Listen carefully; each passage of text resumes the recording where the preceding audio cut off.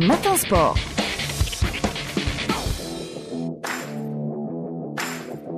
Bonjour Roustom. Bonjour. Alors, on va commencer avec du football. Un match de mise à jour au programme cet après-midi avec le CS Constantine et le MC Oran.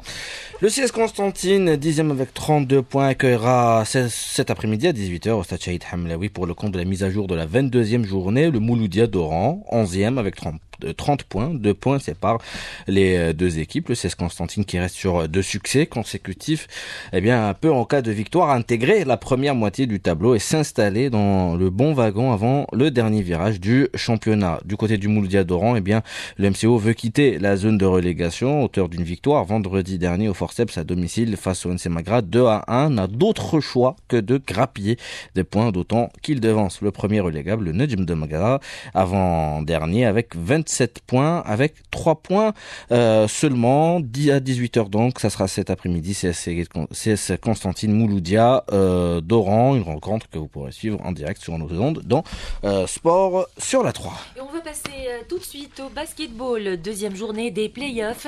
Chez les messieurs, le Wydad Boufarik qualifié au tournoi des As. Le champion en titre assuré hier sa qualification pour les demi-finales du championnat en s'imposant dans le classico du championnat. Le Mouloudia d'Alger sur le score de 63-58. S'appuyant sur une solide défense et le jeu en transition, les protégés de Sofiane Boulahia ont remporté le premier quart 21-14 avant de rejoindre les vestiaires avec 4 points d'avance 34-30. En deuxième mi-temps, les joueurs de Boufarik ont continué à dérouler leur basket portant leur écart à 9 points à la fin du troisième carton 51-42 et dans le dernier quart, les joueurs de Boufarik ont su conserver leur avance au tableau d'affichage avant d'acter la victoire 63-58 sur cette qualification pour le tournoi des As. On va écouter l'entraîneur du Wydad de Boufarik, Sofiane Boulahia. Boufarik Mouloudia, c'est jamais un match facile. Et c'est toujours, ça joue à la dernière seconde. Et aujourd'hui, on a respecté la tradition de ce classico. Alhamdoulilah, on a mené depuis le début de la partie. On était très concentrés. Deuxième mi-temps, je pense qu'on a eu un ascendant physique parce qu'on avait une fraîcheur physique plus importante que celle du Mouloudia. On aurait pu gagner avec un score plus large et finir la partie tranquillement. Si ce n'était la mauvaise gestion de quelques attaques rapides, je pense qu'on a confondu vitesse et précipitation. Mais le plus important, c'était de gagner le match et terminer à la première place.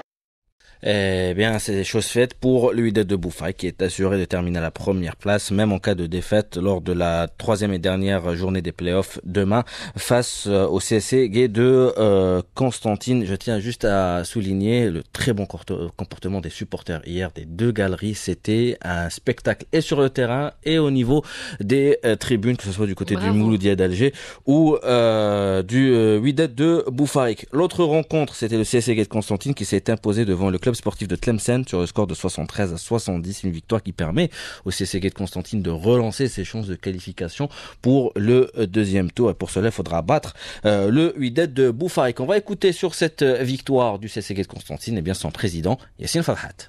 C'était une belle partie. On a été dominé un peu à la fin du match, les deux derniers cartons. Mais alhamdoulilah, les joueurs, ils ont bien réagi. On était combatifs, on est resté concentrés. On a eu la victoire. Il nous reste un match demain, Inch'Allah. On va face à Boufarik, une grande équipe de Boufarik. On va faire le tout pour gagner. Malgré qu'on a eu des blessés, des joueurs très importants, on fera de notre mieux. La deuxième place qualificative pour les demi-finales du championnat, ça se jouera demain entre le Mouloudia d'Alger et le CSC Gay de Constantine, et même une petite chance également pour le club sportif de Tlemcen. Ça sera des calculs avec le panier avérageois. Et aujourd'hui, la suite des playoffs avec la troisième journée. Le groupe A et le choc. 16h30, Nehdou Sendé, USM Blida. La finale pour la deuxième place du groupe A, puisque le NB Stawali est déjà qualifié pour le tournoi des As. On va écouter sur ce match entre le NAD et l'USM Blida tout d'abord l'entraîneur du Nasriya de Hussein, Jamal Adekik. On doit gagner contre Blida parce qu'il y aura des calculs. C'est une finale entre les deux équipes. On va être au top, Inch'Allah, sur le plan défensif surtout.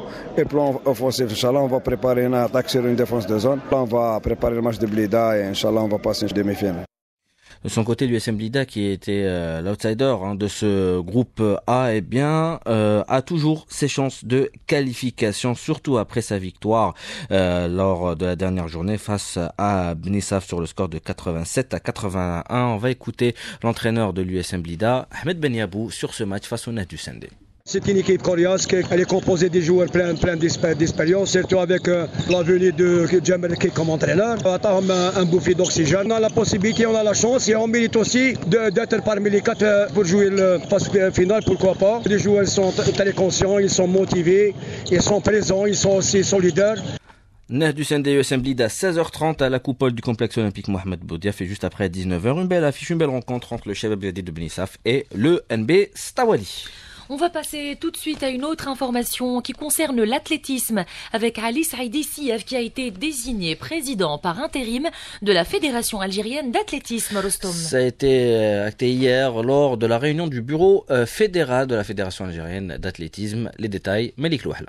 Le bureau fédéral de la Fédération algérienne d'athlétisme s'est réuni ce mercredi en session extraordinaire afin de constater la vacance du poste de président de l'instance fédérale et a désigné l'ex-médaillé olympique Ali Saïdi Sief au poste de président intérimaire, comme nous le signifie Amin Hafed, membre fédéral de la Fédération algérienne d'athlétisme. Conformément à l'article 17 des statuts de la Fédération algérienne d'athlétisme, une réunion au siège du complexe Valmoul d'Alger, réunion du bureau exécutif de la Fédération algérienne d'athlétisme, où a été convoqué l'ensemble des membres pour constater la vacance du poste de président de la Fédération suite à sa démission. À l'issue de cette réunion, M.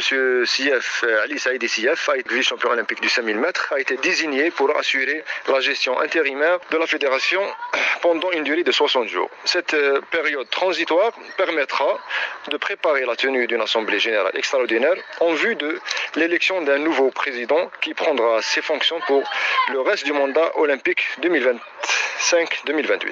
Pour rappel, le désormais ex-président Yassine Louail avait annoncé sa démission lors de la conférence de presse qu'il avait animée le 7 mai dernier au niveau du siège du comité olympique algérien.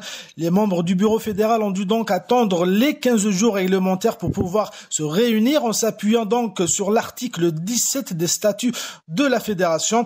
Alors que les athlètes qui préparent les différentes compétitions internationales trouvent énormément de difficultés à se préparer sereinement, voilà que cette situation inédite vient de jeter du trouble dans la maison de l'athlétisme algérien qui mérite beaucoup mieux que ça.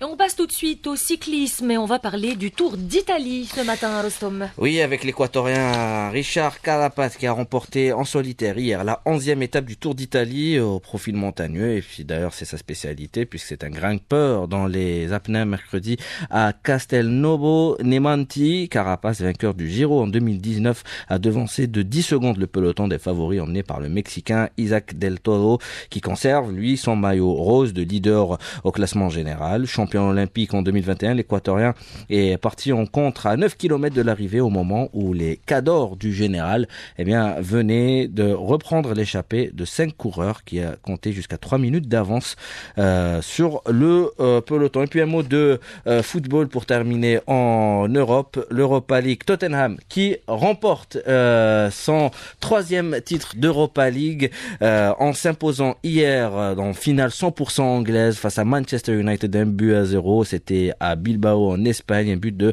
Brennan Johnson à la 42e minute a donné l'avantage aux Spurs dans ce duel 100% anglais. Et sa victoire en C3 qualifie Tottenham pour la prochaine Ligue des Champions, ce qui permet au club de Londres de sauver sa saison. Et puis un mot du côté du FC Barcelone, l'entraîneur allemand Hansi Flick, tout juste sacré champion d'Espagne pour sa première saison, a prolongé hier son contrat jusqu'en 2027 avec le club catalan.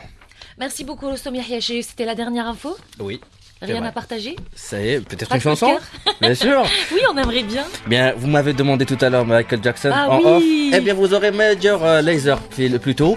Mais Michael Jackson, ça sera pour demain. Moi, j'y ai vraiment cru. Merci beaucoup. Major Lazer, light it up.